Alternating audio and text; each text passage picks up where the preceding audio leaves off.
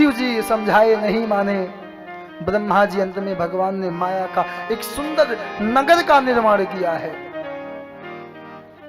नारद जी फंस गए। एक बात है, बड़े बड़े योगी दो जगह तो सभी फंस जाते हैं। एक तो लक्ष्मी को, अच्छा कहते लक्ष्मी एक ऐसी है जिसके पास आ जाए उसे बोलना नहीं आता फिर भी बोलने लगता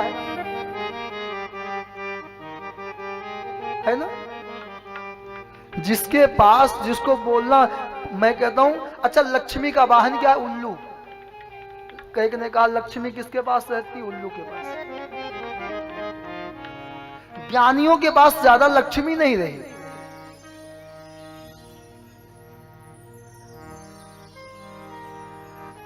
और दूसरी, एक तो लक्ष्मी, दूसरी नारी सुंदरता।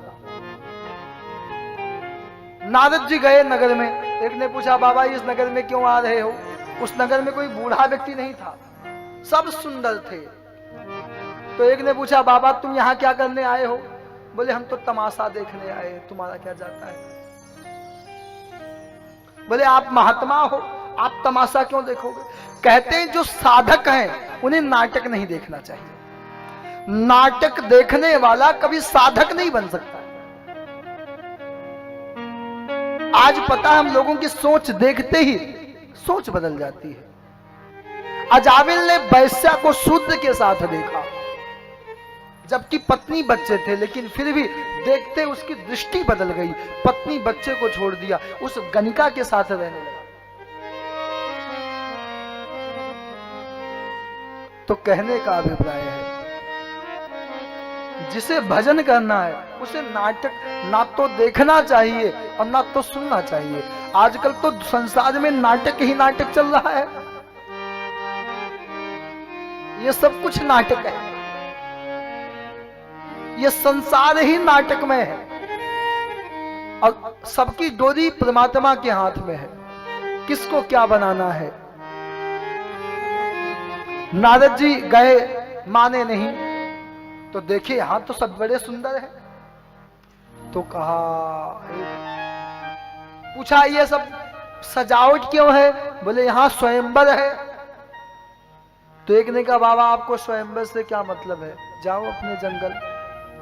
बोले मेरा क्या होगा, मैं तो स्वयंवर देखूंगा। स्वयंवर के पहले पहले विश्वमोहिनी को। बोले आप तो महात्मा हो, आपको इन विश्वमोहिनी से क्या मतलब है? बोले मेरा क्या होगा, मैं तो नाटक देखूंगा। गए, मोहिनी आई। एक बात ध्यान दीजिए, भजन का प्रभाव क्या होता है। नारद जी के पास यहां तक नगर देखा, माया का नगर था और सब कुछ देखा, लेकिन नारद जी के ऊपर नगर और नगर के लोग हावी नहीं हो पाए। अंत में कौन बची? भगवान की माया, विश्व मोहिनी। ये नारद जी को देखते ही मुस्कुराई।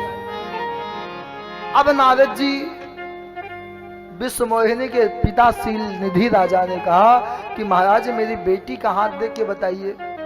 और जैसे नारद जी हाथ पकड़े तो सोचे कि भगवान भोलेनाथ के पास माता पार्वती, भगवान विष्णु के पास माता लक्ष्मी, ब्रह्मा पिताजी के पास माता सरस्वती। मेरी भी गद्दी खाली यदि मेरे साथ आ जाए तो क्या हर्ज है?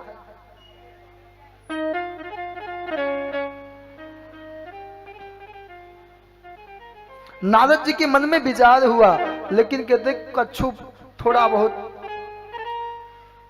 बना करके कह दिया। लिखा था उसके हाथ में, इसका पति कौन होगा? जो अमर होगा, जो अजय होगा।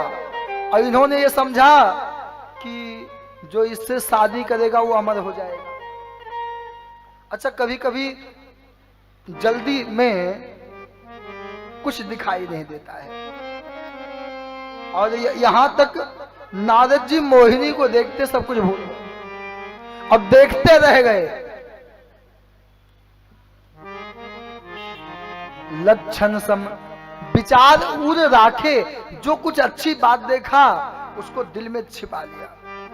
और कछुक बनाई भूप सर, झूठी बात कह दी है राजा, ऐसी बात है। तो अब मन में हुआ कि मैं तो बाबा जी हूं, मेरे से शादी कैसे होगी? बोले सुंदर बनना है तभी तो शादी होगी, और ये विश्व सुंदरी है, विश्व मोहिनी है, तो अब मैं सुंदर कैसे बनूं? बोले एक है भगवान विष्णु, वो सुंदर बना सकते हैं, उनके जैसा सुंदर कोई नहीं।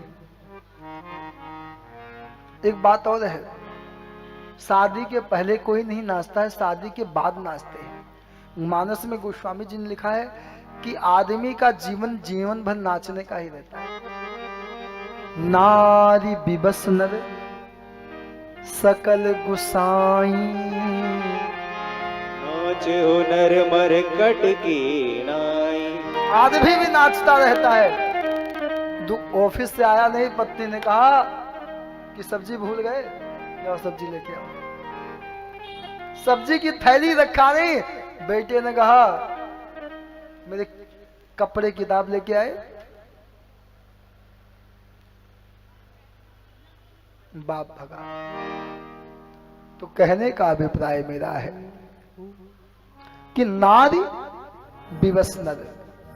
अच्छा, कई लोग ऐसे होते हैं जीवन में झुकते नहीं है, लेकिन वो ऐसे जब झुक जाते हैं तो उनको देख के बड़ा आश्चर्य लगता है, जिसने कभी झुका नहीं है। लेकिन ये सच्चाई है, आदमी झुकता वहां है जहां उससे प्रेम दिखाई देता है। अच्छा, कभी कभी मैं सोचता हूं, जब पति पत्नी झगड़ा करते हैं तो मैं सोचता हूं, आदमी से कहता हूं कि भाई तू कम से कम घर को छोड़ के चला जा। एक बार पति पत्नी दोनों बैठे हुए थे, पत्नी ने कहा एक बात बताओ, तुम्हारी ऐसी आदत है कि तुम मरोगे तो रोएगा कौन? मेरी तो मजबूरी है रोने की। पति ने कहा तू चिंता मत कर, रोने वाले बहुत हैं। बोले कौन? बोले 5 महीना हो गया है, सब्जी वाले से उधार खाया हूं, 1 पैसा नहीं दिया हूं। अच्छा बता, मैं मरूंगा तो रोएगा कि नहीं रोएगा? राशन वाले ने 1 साल से 1 पैसा नहीं दिया। अच्छा, मर जाऊंगा तो रोएगा कि नहीं रोएगा? ऐसा रोना। कबीरा जब पैदा हुआ तू रोए जगहास। जब पैदा होते हैं ना तो बालक रोता है और सभी लोग मिठाइयाँ खाते हैं।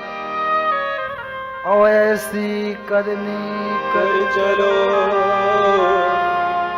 तुम हंसो जग रोए। अब ऐसा करके मत जाओ कि पड़ोसी भी कहे अच्छा हुआ मर गया, पापी था, छुट्टी मिला। एक मोहल्ले में दुष्ट गया। नारद जी अंत में उठे वहां से और तो एक ने कहा बाबा अपनी बीड़ा लेके जाओ। बोले बीड़ा का क्या करना, अब बीड़ा बहुत बजा लिया, अब घर की घंटी बजाएंगे।